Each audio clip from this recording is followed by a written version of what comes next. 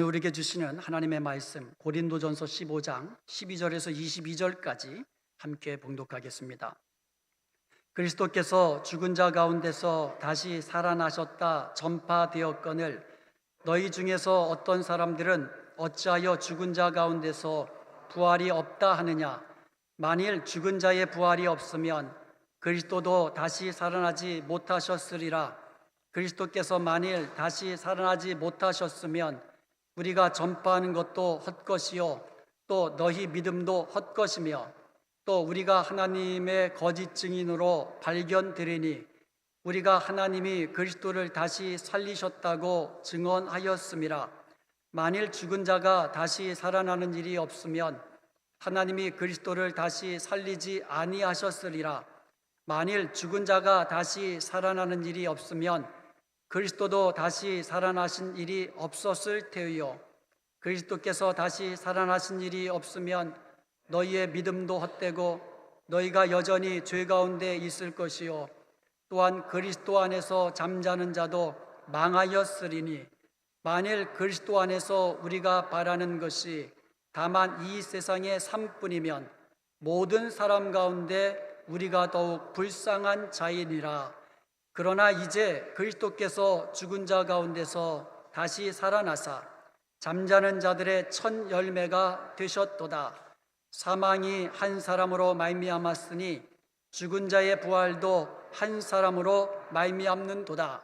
아담 안에서 모든 사람이 죽은 것 같이 그리스도 안에서 모든 사람이 삶을 얻으리라. 아멘. 오늘은 부활의 소망과 생명과 능력이라는 말씀으로 하나님께서 우리에게 주시는 말씀의 은혜를 나누도록 하겠습니다. 대부분의 사람들은요, 이 세상이 끝인 것처럼 생각하고 살고 있습니다.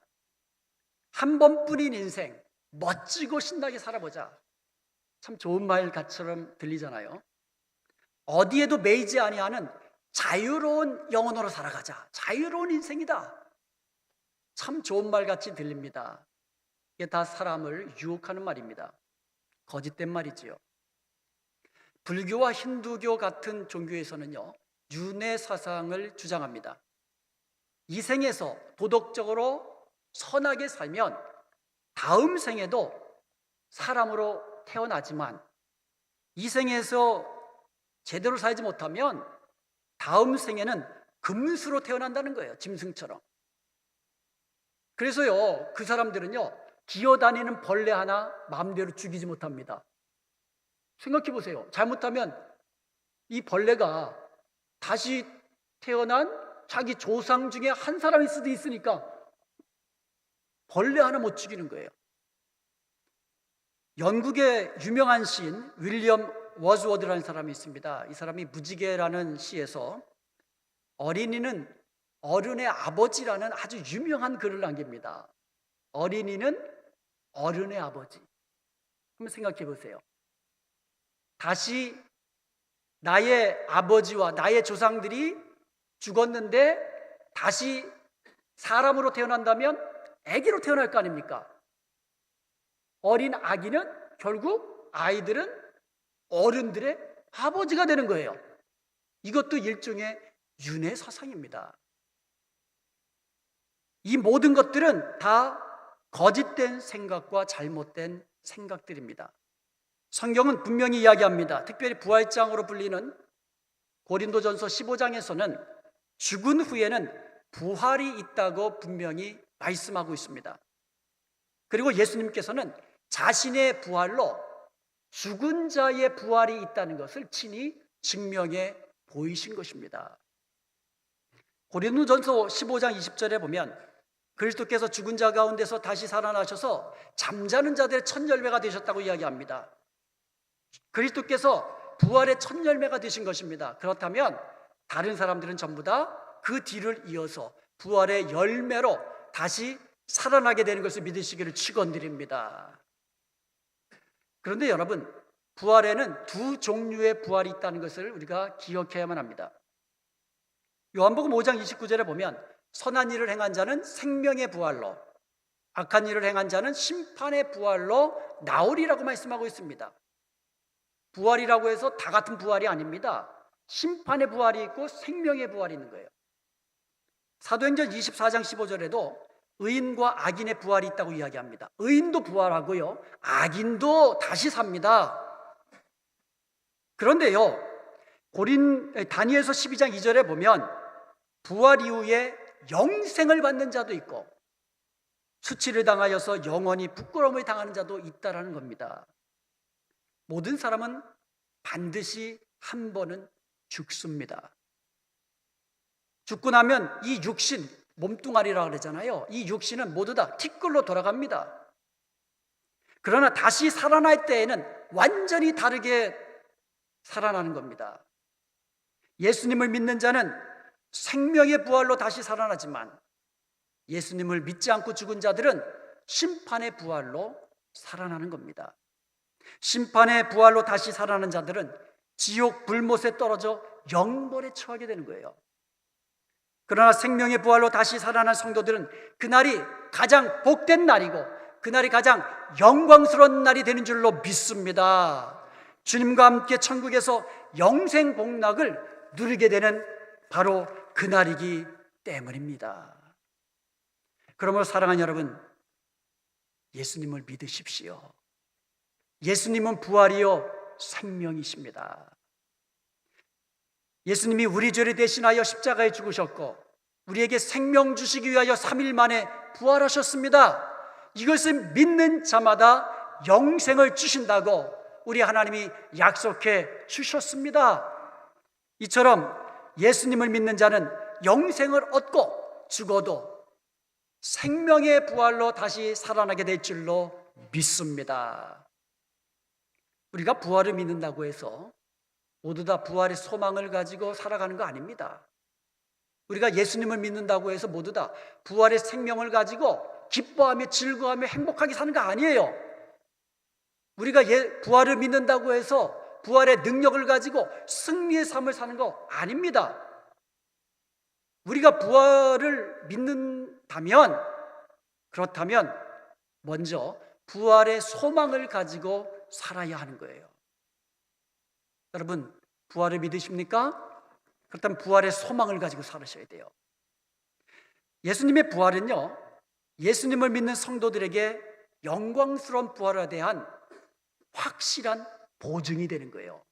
예수님이 보여주셨거든요. 영광스러운 모습으로 부활하신 것을 예수님 친히 보여주셨습니다. 우리의 보증이 되는 거예요. 부활은요, 기독교 신앙의 핵심입니다. 만일 부활이 없다면 우리가 믿는 신앙 다 헛것이 되는 겁니다. 우리가 가장 불쌍한 자가 되는 겁니다.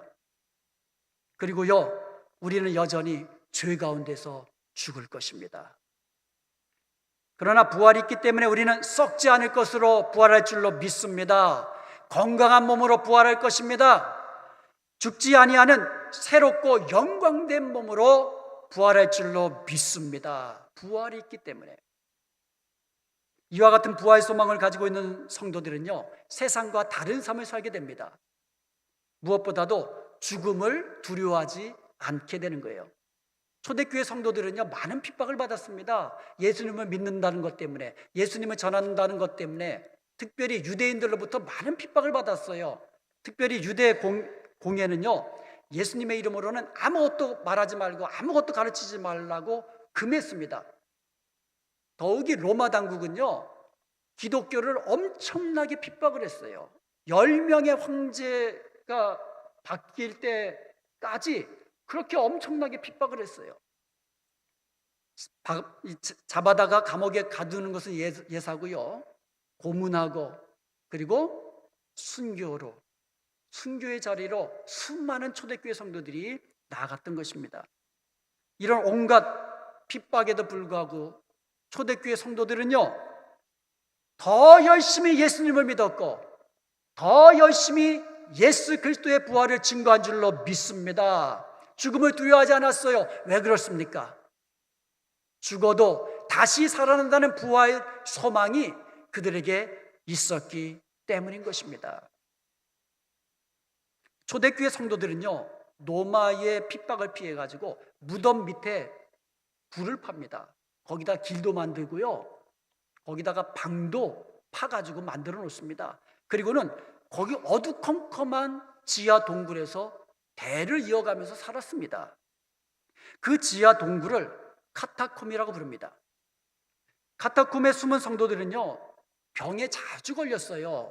그리고 이 지하 동굴이기 때문에 햇빛은 안 들고, 그리고 통풍은 잘 안 돼요. 그래서 전염병이 한번 돌면은요, 이거는 특별히 면역성이 약한 아이들에게는 아주 치명적입니다.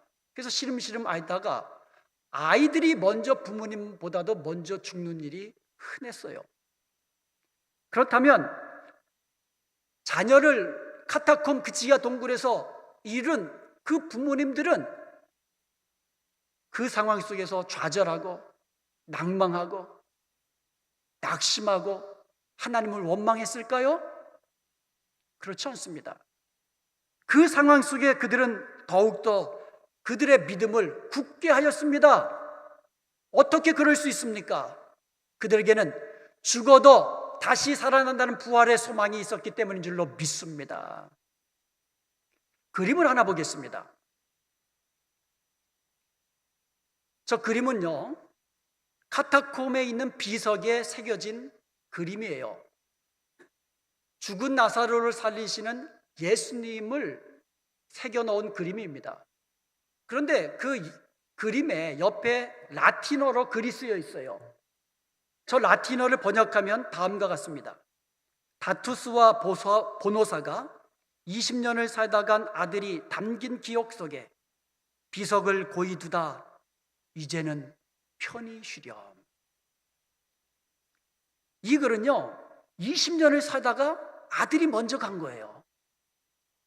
그 아들을 묻으면서 그 아들이 주님 품에서 이제부터 영원토록 안식을 누릴 것을 믿으면서 나사로가 다시 살아난 것처럼 부활의 날에 장차 다시 살아나서 만나게 될 것을 소망하는 신앙의 고백이 담겨있는 그림이고 그린 것이에요. 6.25 전쟁 때 공산당원에게 두 아들을 잃은 목사님이 있습니다. 손양원 목사님입니다. 한 아들도 아니고 두 아들을 공산당의 총뿌리에 먼저 보내게 됐어요. 그때의 손양원 목사님이 감사의 기도를 드리는데 그 감사의 기도 중에 몇 가지를 제가 소개해 드리겠습니다. 나 같은 죄인의 혈통에서 순교할 자식이 나시게 하시니 감사합니다. 허다한 많은 성도 중에서 이렇게 귀한 보배로운 자녀를 내게 맡겨주시니 감사합니다. 한 아들의 순교도 귀한데 하물며 두 아들의 순교일이요. 하나님 감사합니다. 미국 가려고 준비하던 내 아들, 미국보다 더 좋은 천국에서 주님 품에 안겨 있으니 내 마음이 안심되어서 하나님 감사합니다. 그런데 만일 내가 내 사랑하는 아이 중에 하나가 저보다 먼저 천국에 갔다면 나는 과연 손양원 목사님과 같은 이런 감사의 기도를 드릴 수 있을까? 한번 생각해 봤어요. 물론 슬픔의 눈물을 흘리겠지요.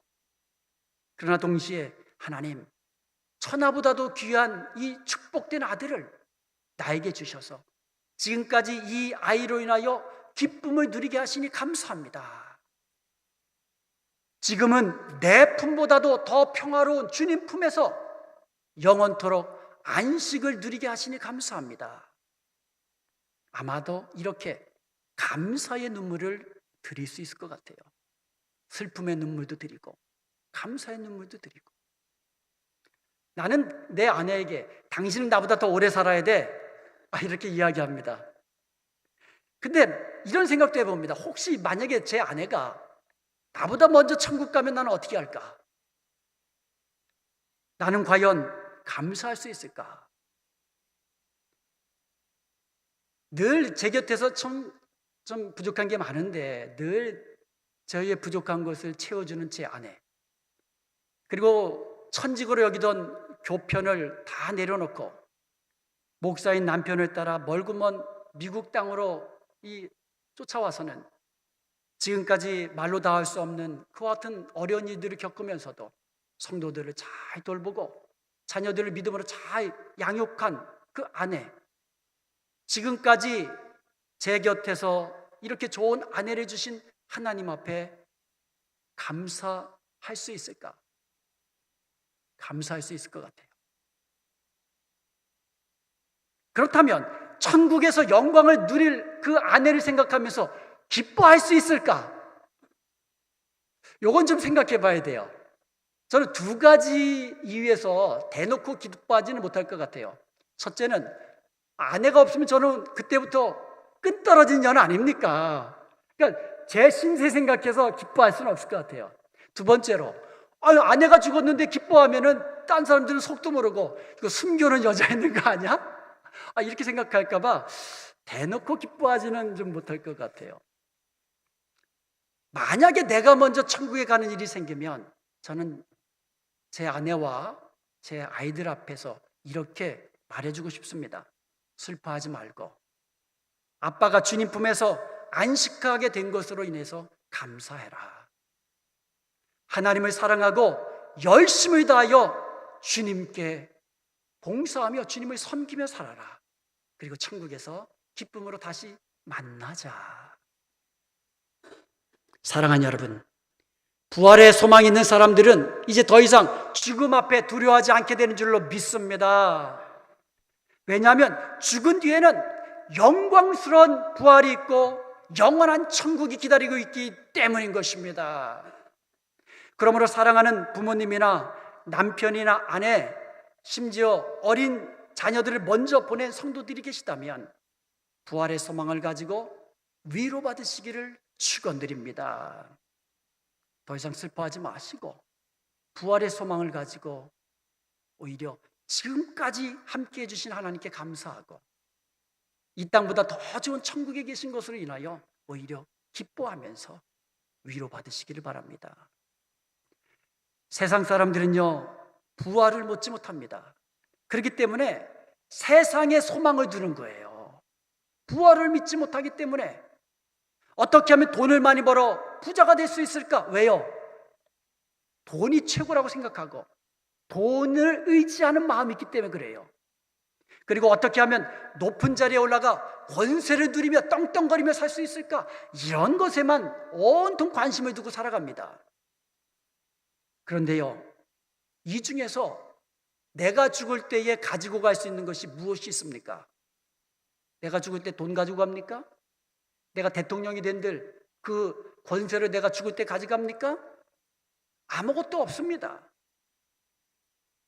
여러분, 불이 나면은요 다 타고 나면 남는 게 뭐 있습니까? 죄밖에 없잖아요. 마찬가지예요. 우리가 천국 갈 때에, 우리가 부활해서 이 천국 갈 때에 이 땅의 소망을 가지고 살아갔던 모든 것은 다 불타 없어질, 아무것도 남는 것이 없는 헛된 것들 뿐입니다. 그러나 여러분, 우리가 죽은 이후에도 천국까지 가지고 갈 수 있는 것이 있습니다. 우리가 하나님 나라를 위하여 심어놓은 모든 것, 주님이 주신 사명에 충성한 모든 것, 주님의 몸된 교회를 위하여 헌신한 모든 것, 주님이 기뻐하시는 선한 일을 위하여 드렸던 모든 것들 하나라도 주님이 빠짐없이 기억하고 계시는 것을 믿으시기 바랍니다.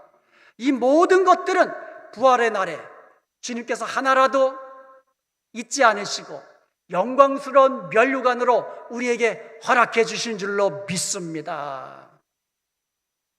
그리고 부활의 소망을 가진 그리스도인들은요, 이 세상이 전부고 내가 죽으면 끝이다라고 생각하는 사람들과 다른 모습으로 살아가야 됩니다. 그 중에 하나가 거룩한 모습으로 살아가는 거예요. 하나님 자녀답게 세속에 물들지 아니하는 경건한 그 모습으로 세상과 다른 모습으로 살아가야 될 줄로 믿습니다. 부활을 믿는데, 부활을 소망하는데, 말로는 부활을 소망한다고 하면서 세상 것 군침 흘리며 세상 것 따라간다면 그게 어떻게 부활을 믿는 겁니까? 그게 어떻게 부활을 소망하는 겁니까? 다른 모습으로 살아가야 됩니다. 그리고 부활을 믿는 이 사람들은요, 죽음을 두려워하지 않고 천국의 상각 바라보면서 이 땅에서 충성된 사람으로 살며 세상과 구별된 거룩한 사람으로 살아가는 저와 여러분이 될 수 있기를 주님의 이름으로 축원드립니다. 그리고 두 번째로요, 부활을 믿는 성도들은요, 부활의 생명을 누리며 살아야만 합니다. 여러분, 생명은요, 기쁨이고 즐거움입니다.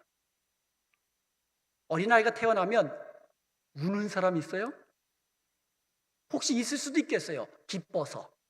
너무 기쁘면 눈물이 나잖아요.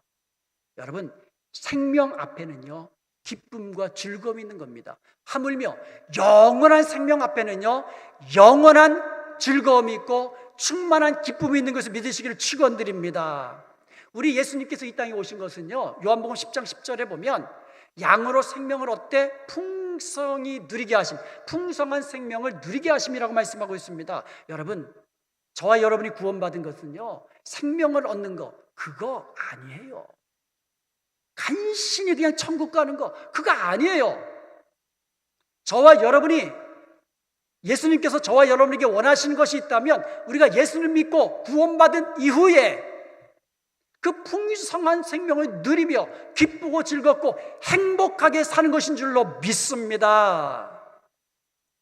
시편 그 16편 11절에 보면은요, 주께서 생명의 길을 내게 보이시리니 주의 앞에는 충만한 기쁨이 있고 주의 오른편에는 영원한 즐거움이 있느니라고 말씀하고 있습니다. 그러므로 예수님을 믿고 예수님 안에 있는 영원한 생명을 우리 심령 속에 가지고 있는 자들은 주님 앞에 있는 그 충만한 기쁨을 누리고 주님 오른편에 있는 영원한 즐거움을 누리며 살게 되는 겁니다. 여러분, 영원한 생명은요, 천국에서만 누리는 게 아니에요. 예수 믿으면 영생을 지금 가지고 있는 겁니다. 그러므로 그 영생은요, 천국에서 누리지만 천국에서만 누리는 것이 아니라 지금 이 땅에서도 우리가 누릴 수 있게 되는 줄로 믿습니다. 그렇다면 그 영원한 생명을 가진 자들은 생명이 주는 충만한 기쁨과 영원한 생명을 누리며 행복하고 즐겁고 평안함을 누리며 살아야 될 줄로 믿습니다. 부활을 믿는다고 하면서 조금만 어려움이 오면 인상 쓰고 불평하고 원망하고 다 너 때문이다, 남 탓하고, 이거는요, 부활의 생명이 그 속에 나타나는 모습이 아닙니다. 생명 앞에는 기뻐하며 즐거워하는 겁니다. 부활의 생명을 가지고 항상 기뻐하며 즐거워하며 주님이 주시는 복을 누리며 사는 저와 여러분이 되기를 주님의 이름으로 축원드립니다. 세 번째로, 부활을 믿는 성도들은요, 부활의 능력을 가지고 승리의 삶을 살아야만 합니다. 예수님이 나타나신 것은 마귀의 일을 멸하려 하심이라고 말씀하고 있습니다. 마귀가 하는 일이 뭡니까? 사람들로 하여금 죄를 짓게 하는 거예요. 서로 다투게 하고요, 서로 미워하게 하고요, 서로 원망하게 하고요, 서로 죽이게 합니다. 왜 그렇습니까? 죄의 싹은 사망이기 때문에 사람들로 하여금 죄 가운데 영원히 죽게 하려고, 사탄은 주님 다시 오실 때에 영벌에 처하게 됩니다. 제일 먼저 우선순위예요. 나 혼자 못 죽네, 같이 죽자 이거예요. 사탄이 하는 일입니다. 그런데 우리 하나님이 하시는 일은, 마귀가 하는 일을 그냥 내버려 두는 게 아니고 사탄의 일을 멸하게 하기 위해서 독생자 아들 예수 그리스도 이 땅에 보내신 줄로 믿습니다. 이 땅에 오신 예수님께서는 우리 죄를 대신하여 십자가에 죽으시고 우리를 살리시기 위하여 다시 3일 만에 부활하심으로 말미암아 사탄의 권세, 사망의 권세 물리치시고 승리하신 줄로 믿습니다. 사탄의 권세를 멸하신 거예요. 십자가에서, 부활을 통해서. 그리고 그 권세를 저와 여러분에게 주신 것을 믿으시기 바랍니다. 저와 여러분에게 주셨습니다. 부활은 승리입니다. 마귀의 싸움에서 승리하는 것입니다. 죽음과의 싸움에서 생명으로 승리하는 것입니다.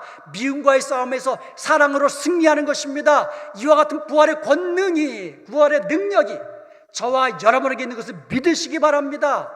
이젠 더 이상 사탄과의 싸움에서 져서는 안 되는 겁니다. 죄와 싸움에서 져서는 안 되는 겁니다.